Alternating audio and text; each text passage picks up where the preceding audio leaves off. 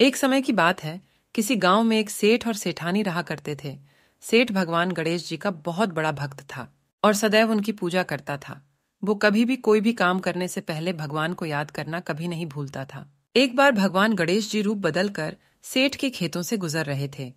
बहुत भूख लगी है, कुछ खा लेता हूँ। ये तो उसी सेठ का खेत है जो मेरी नियमित पूजा करता है। गणेश जी ने सेठ के खेत के गेहूं के कुछ दाने तोड़कर खा लिए। फिर उन्होंने सोचा, अरे ये मैंने क्या कर दिया, सेठ से बिना पूछे ही उसके खेत के दाने खा लिए। इसका दंड मुझे खुद ही भोगना पड़ेगा। गणेश जी ने एक साधारण लड़के का रूप लिया और सेठ जी के पास पहुंच गए।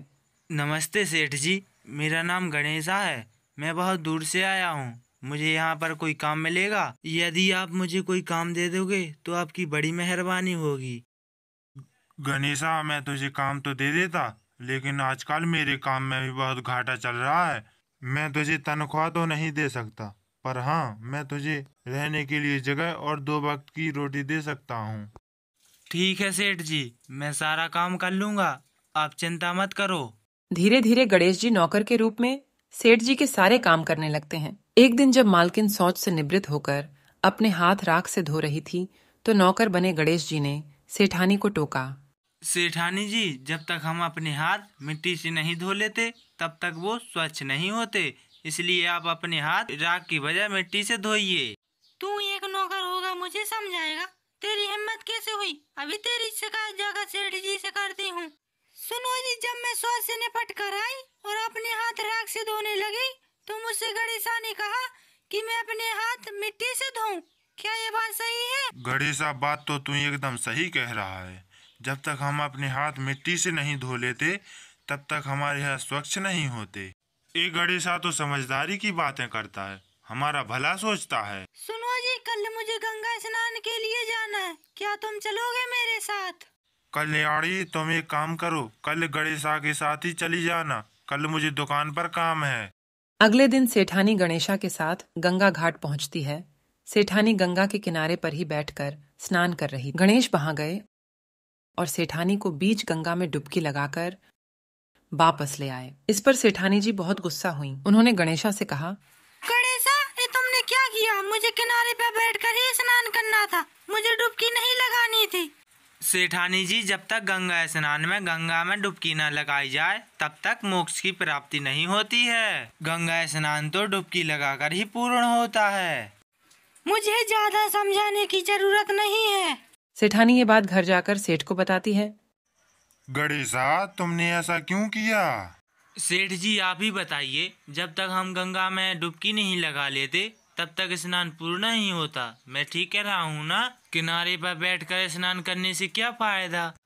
ये गणेशा तो कितनी बुद्धिमानी की बातें करता है, हमारे बारे में कितना भला सोचता है। गणेशा इस तरह सेठ के सारे काम करने लगा था। गणेशा के आ जाने से सेठ जी का व्यापार भी अच्छा चलने लगा था।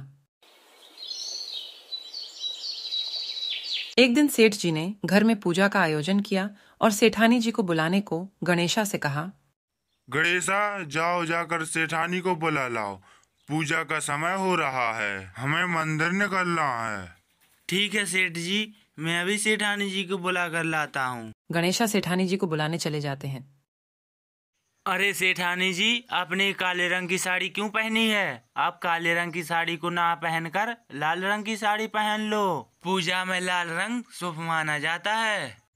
मैं अब काली साड़ी ही पहनूंगी। मैं कपड़े बदल चुकी हूँ, मैं अब दोबारा तैयार नहीं होंगी। और तुम मुझे इस तरह से उपदेश देने वाले होते कौन हो? मैं अभी सेठ जी से जाकर तुम्हारी शिकायत करती हूँ। सेठानी सेठ के पास जाती है और सेठ को सारी बात बताती है। ये बातें हमें याद नहीं रहती, लेकिन गणेशा ठीक ही कह रहा है। पूजा कार्य में लाल रंग सचमुच शुभ माना जाता है। ऐसे ही दिन बीत रहे थे। एक दिन सेठ ने घर में गणेश पूजन का आयोजन किया। गणेशा मूर्ति के स्थान पर बैठ जाता है। यह देखकर सेठ जी गुस्सा हो जाते हैं।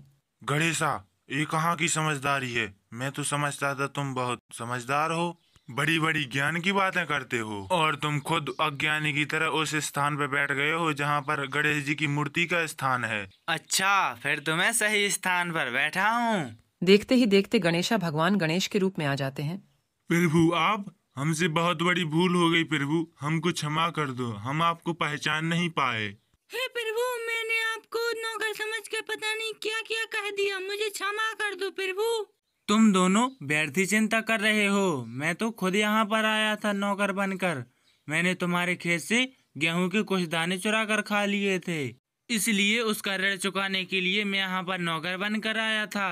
मेरा आशीर्वाद सदैव तुम्हारे साथ रहेगा। तुम्हारे घर में धन वैभव समृद्धि की कभी कमी नहीं होगी। इतना कहकर भगवान अंतर ध्यान हो जाते हैं।